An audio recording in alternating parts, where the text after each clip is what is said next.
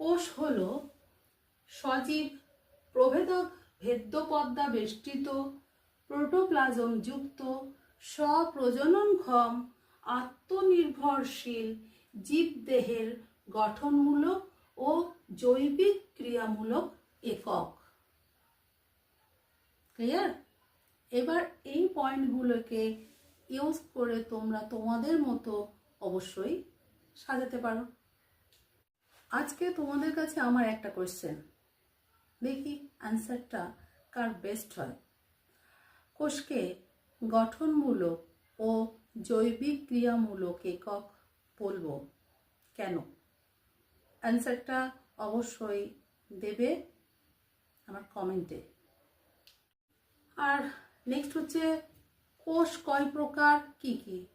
আমরা তো জেনেই এসেছি কোষ দুই প্রকার, প্রোক্যারিওটিক আর ইউক্যারিওটিক।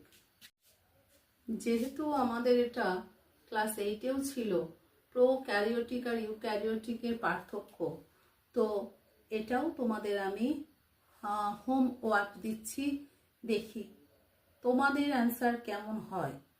তো দুটো দেওয়া থাকলো, এর আগে একটা দিলাম জৈবিক ক্রিয়ামূলক আর গঠনমূলক একক কোষকে বলে কেন। 2 প্রোক্যারিওটিক আর ইউক্যারিওটিক কোষের পার্থক্য।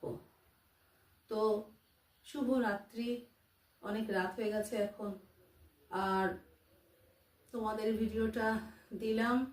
আর আগামীকাল তোমাদের পরীক্ষা আছে, অবশ্যই 10টার মধ্যে তোমরা খাতা নিয়ে, শুধু খাতা নিয়ে বসে যাবে, কোয়েশ্চেন দেবো, অ্যান্সারটা লিখবে। আর অবশ্যই আমি কিন্তু আমার প্রয়োজন মতো ভিডিও কল করব, কেউ এটাই বাধা দেবে না, রেডি থাকবে। শুভরাত্রি, ভালো থেকো, পড়াটা করো মানুষেও।